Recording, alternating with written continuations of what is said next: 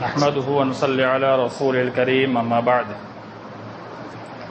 فقد قال الله تبارك وتعالى في كلامه المجيد والفرقان الحميد أعوذ بالله من الشيطان الرجيم وإنك لعلى خلق عظيم وقال النبي صلى الله عليه وسلم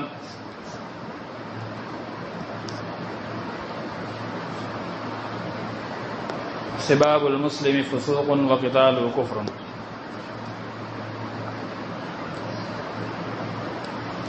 محترم سامعین، انشاءاللہ آپ کے سامنے اخلاق کے متعلق کچھ باتیں 15 منٹ میں انشاءاللہ پیش کرنے کی کوشش کروں گا۔ محترم سامعین، ہم کتاب و سنت کو ماننے والے ضرور ہے، اور کتاب و سنت پر حتی المقدور یعنی اپنی استطاعت کے بقدر ہم عمل کرنے کی کوشش بھی کرتے ہیں، لیکن ہم لوگ سب سے زیادہ ایک چیز میں بدنام ہیں، یعنی جہاں بھی کہیں بات آتی ہے تو اہل الحدیث یعنی اہل حدیث بد اخلاق ہوتے ہیں، بد کردار ہوتے ہیں، ان کے اخلاق میں کوئی چیز نہیں ہوتی ہے، جبکہ اخلاق پر بیانات بھی ہوتے ہیں، گفتگو بھی ہوتی ہے، کئی مجالس کے اندر مستقل ایک عنوان بنا کر کے اخلاق پر بات بھی کی جاتی ہے۔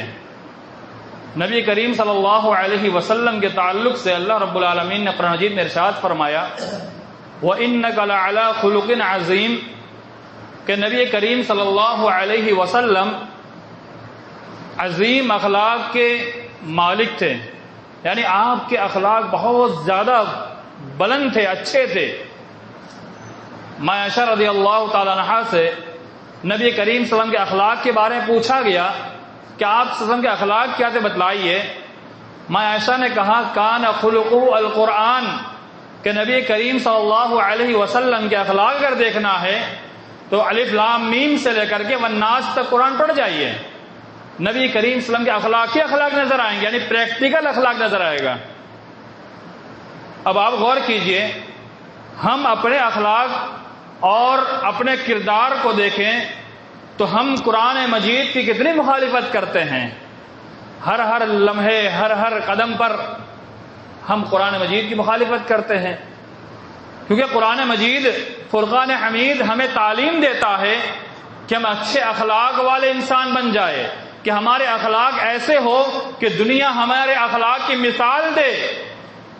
دنیا کے اندر کوئی انسان ایسا نہیں جو ہمیشہ کے لیے مثال بنا ہو۔ نبی کریم صلی اللہ علیہ وسلم تنہا ایک ایسی ذات ہے جو قیامت تک کے لیے اخلاق کے لیے نمونہ ہے، مثال ہے، اور اسی کی امت ہمیں مثالی بننا چاہیے، لیکن ہم کیا بنے ہوئے ہیں؟ ہم بدنام زمانہ بن چکے ہیں بد اخلاقی کو لے کر کے۔ ساری باتیں پیش کرنا وقت نہیں ہے، لیکن چند باتیں پیش کروں گا انشاءاللہ کتاب و سنت کی روشنی میں، اور ضرور ہمیں اس سے فائدہ ہوگا۔ دیکھیے، بد اخلاقی جہاں بات آتی ہے ہم صرف ایک ہی چیز کو دیکھتے ہیں۔ اگر کوئی چھوٹا بچہ کسی بڑے آدمی کے سامنے تھوڑا تو کر کے بات کر لے، ہم کہتے ہیں بڑا بد اخلاق ہے۔ صرف یہی بد اخلاقی نہیں ہے، یہ تو بد اخلاقی ہے ہی ہے، لیکن اس سے بڑی بڑی بد اخلاقیاں بہت ساری ہے، اس پر بھی ہمیں توجہ دینے کی ضرورت ہے۔ آئیے چند آپ کے سامنے پیش کروں۔ سب سے پہلی چیز ظلم۔ ظلم اتنا برا کام ہے کہ اگر اس کے ایک ایک پہلو پر غور کیا جائے تو ہم پورے کے پورے دلدل میں پھنسے ہوئے ہیں۔ ظلم صرف انسان پر نہیں بلکہ دنیا کے اندر جینے والی جتنی مخلوقات ہے ہر ایک پر ظلم کرنا اللہ رب العالمین نے ہم پر حرام قرار دیا ہے۔ اور اللہ رب العالمین نے کہا ان اللہ کتب الاحسان علی کل شیء کہ ہر چیز پر اللہ رب العالمین نے احسان کرنے کو لکھ یعنی واجب قرار دیا ہے۔ تو ہمیں ہر چیز پر احسان کرنا ہے، یعنی اچھے سے پیش آنا ہے، اچھے اخلاق کے ساتھ پیش آنا ہے۔ اور ظلم جس کے تعلق سے نبی کریم صلی اللہ علیہ وسلم نے فرمایا انصر اخاک ظالما او مظلوما، کہ تم اپنے بھائی کی مدد کرو چاہے ظالم یا مظلوم ہو۔ صحابہ کرام نے کہا کہ یہ بات تو سمجھ میں آتی ہے کہ مظلوم کی مدد کی جائے، ظالم کی مدد کیسے کرنی ہے؟ تو نبی کریم صلی اللہ علیہ وسلم نے فرمایا کہ ظالم کو ظلم سے روکنا، اس کی مدد کرنا ہے۔ تو ظلم کرنے والے انسان کو روکا جائے۔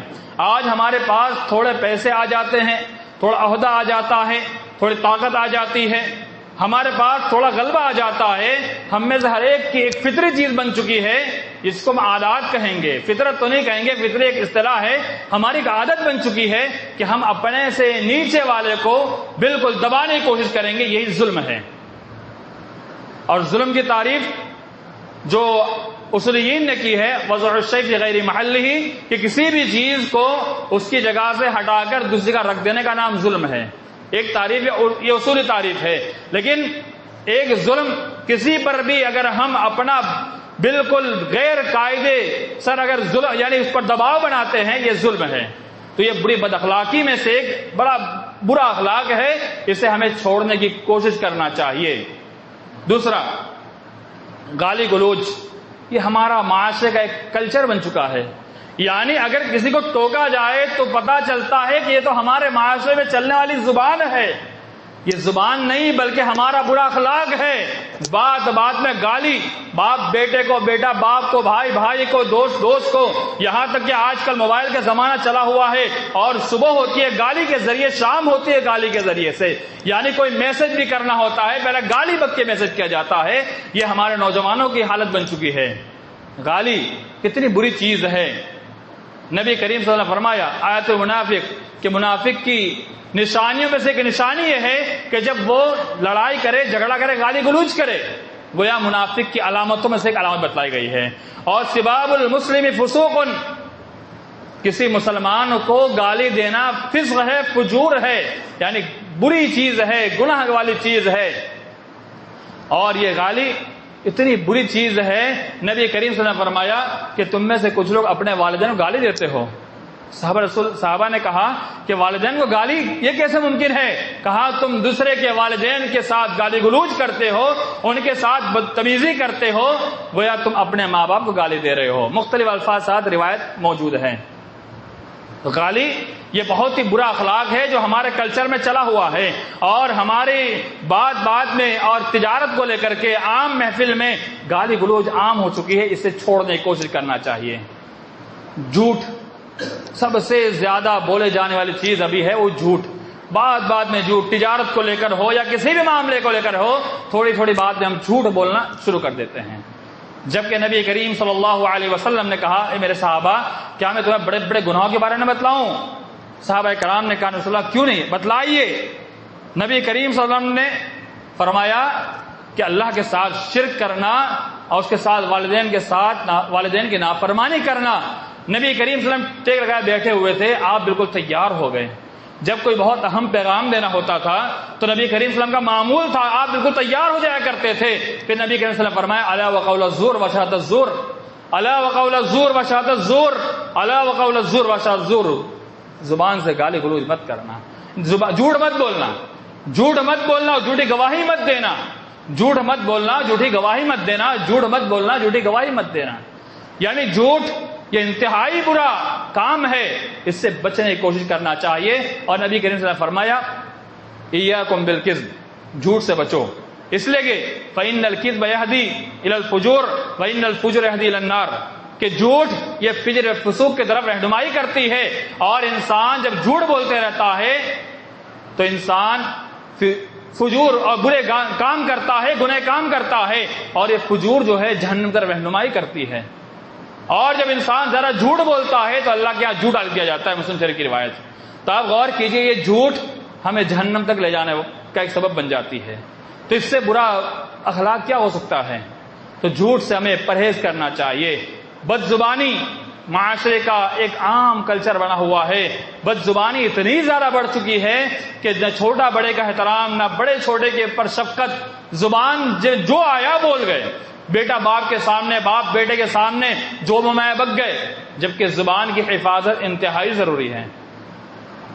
نبی کریم صلی اللہ علیہ وسلم نے فرمایا اضمن لی ما بین لحیی وما بین اللحی اضمن الجنہ، کہ جو مجھے دو چیز ضمانت دے گا، دونوں جبڑوں کے درمیان جو ہے زبان اور شرمگاہ کی، میں اسے جنتی ضمانت دیتا ہوں۔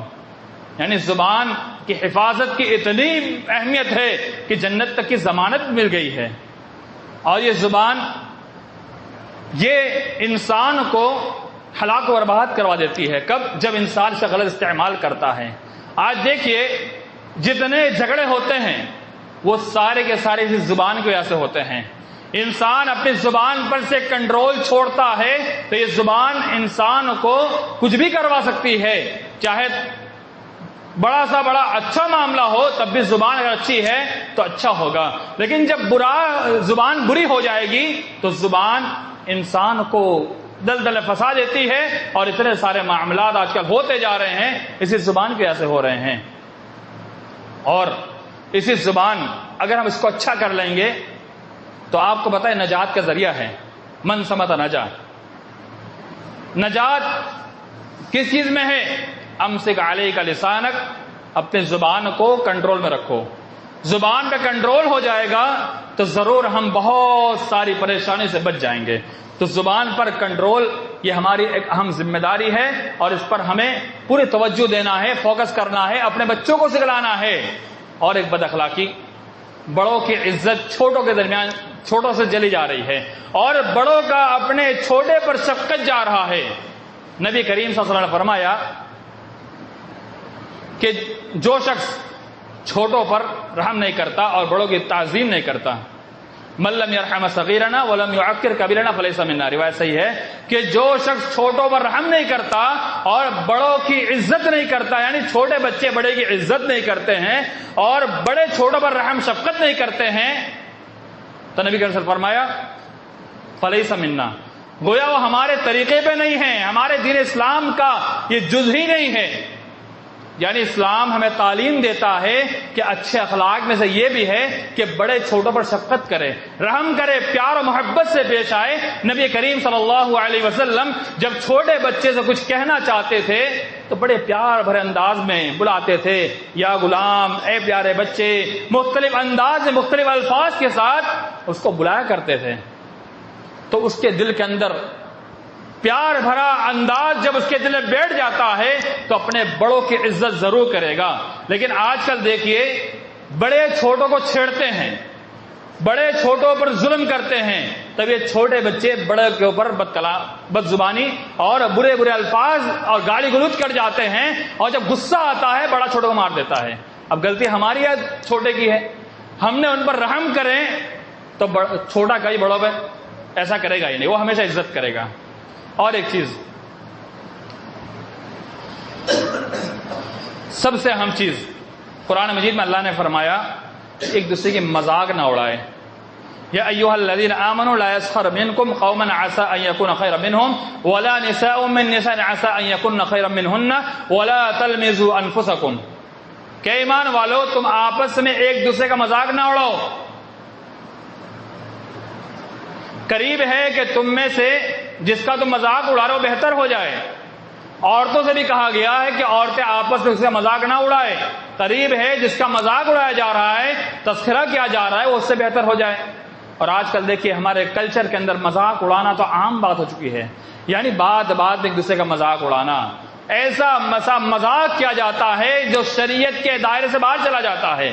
کچھ مذاق جو اسلام نے ہمارے لیے جائز قرار دیے ہیں، جیسے نبی کریم صلی اللہ علیہ وسلم نے کسی بڑھیا سے کہا کہ بڑھیا جنت میں نہیں جائے گی، تو کچھ ایسے مذاق جو حد سے پار نہ ہو جائے تو اس کے لیے اجازت ملتی ہے، لیکن کچھ مذاق چھچورے مذاق ہوتے ہیں یا ایسے مذاق ہوتے ہیں جس سے قتل و غارت گری کی نوبت آ جاتی ہے، یا پھر ایسے معاملات ہو جاتے ہیں کہ انسان برداشت نہ کرتا کر کے وہ کچھ آگے بڑھ جاتا ہے۔ اور اسی آیت کے آگے وَلَا تَنَابَزُوا بِالْأَلْقَابِ بِئْسَ الِاسْمُ الْفُسُوقُ بَعْدَ الْإِيمَانِ، کہ ایمان کے بعد برے القاب سے ایک دوسرے کو نہ پکارا جائے۔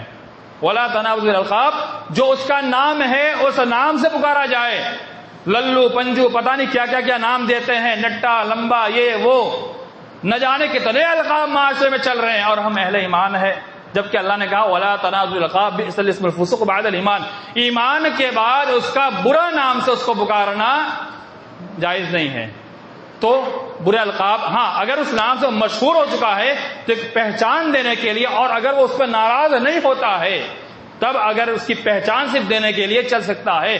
لیکن ایک ایسے ہی بس چل پڑا ہے. لیکن سب سے زیادہ ہم اہل اسلام اور مسلمان اور اہل ایمان کے درمیان یہ چیز چلی ہوئی ہے کہ اس برے لقب سے، برے لقب سے ایک دوسرے کو پکارنا بہت زیادہ ہو چکا ہے. یہ قرآن صاف بنا کرتا ہے. تو یہ چند برے اخلاق آپ کے سامنے پیش کرنے کی کوشش کی ہے، اور 15 منٹ کا وقت مجھے دیا گیا تھا. اسی 15 منٹ کے اندر میں نے چند بات آپ کے سامنے پیش کرنے کی کوشش کی ہے.